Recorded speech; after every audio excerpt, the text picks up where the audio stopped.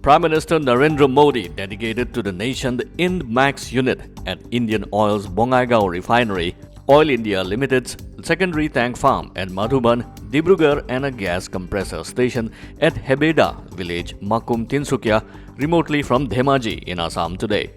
He also inaugurated the Dhemaji Engineering College and laid the foundation stone for Swalkuchi Engineering College in Assam.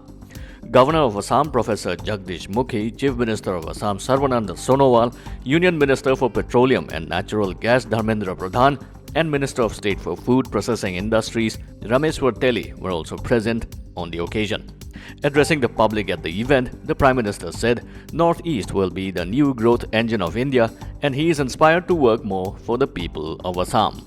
He called how the North Bank in the Brahmaputra gave birth to Assamese cinema 8 decades ago with the film Joy Moti. He added this region has produced many personalities that enhance the pride of Assam's culture. He said the centre and state governments are working together for the balanced development of Assam and the major basis of this is the state's infrastructure.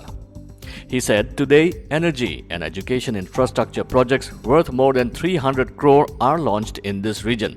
He said these projects will strengthen the identity of the region as a hub of energy and education and would act as a symbol of Assam. He said over the years, the refining capacity in India has greatly increased, especially at the Bongaigaon refinery.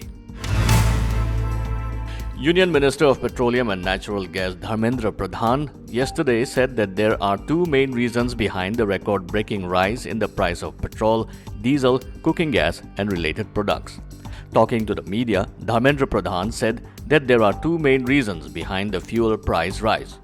The international market has reduced fuel production and manufacturing countries are producing less fuel to gain more profit. This is making the consumer countries suffer.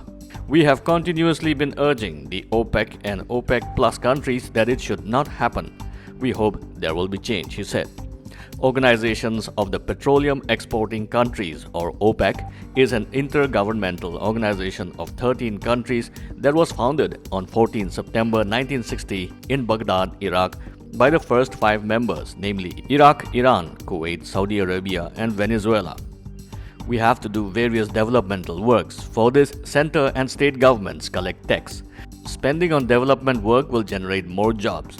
Government has increased its investment and 34% more capital spending will be done in this budget.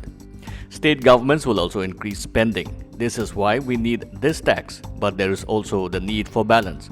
I believe Finance Minister can find a way, said the Union Minister. The deaths of 2 anti-coup protesters in Myanmar sparked fresh UN condemnation of the country's new military regime as mourners prepared for the funeral of a young woman who became a national symbol of resistance to the military junta. Authorities have gradually racked up their tactics against a massive and largely peaceful civil disobedience campaign demanding the return of ousted civil leader Aung San Suu Kyi. Saturday marked the deadliest day yet in more than 2 weeks of nationwide street demonstrations when security forces fired upon a rally in Mandalay, sending the crowd fleeing in fear. UN Secretary General Antonio Guterres condemned the use of deadly violence in the melee, which emergency workers said had killed 1 teenager and wounded dozen more. The use of lethal force, intimidation and harassment against peaceful demonstrators is unacceptable, Guterres wrote.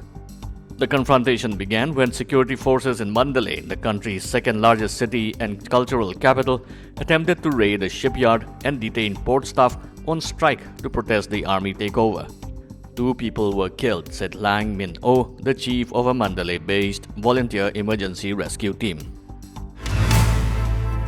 In sports, Naomi Osaka moved up 1 spot to 2nd in the WTA rankings released today following her success at the Australian Open as she won her 4th Grand Slam title. The Japanese star beat Jennifer Brady of the United States in straight sets in the final to lift the trophy in Melbourne for the second time in 3 years. Osaka, who is 23 years old, trades places with Simona Halep, the Romanian, dropping down to 3rd after losing to Serena Williams in the quarter-finals. Ashley Barty remains the world number 1 in spite of losing in the last 8 to Karolina Muchova, who gained 5 spots in rising to 22nd spot. Like, subscribe and hit the bell icon for news that matters and stories that inspire.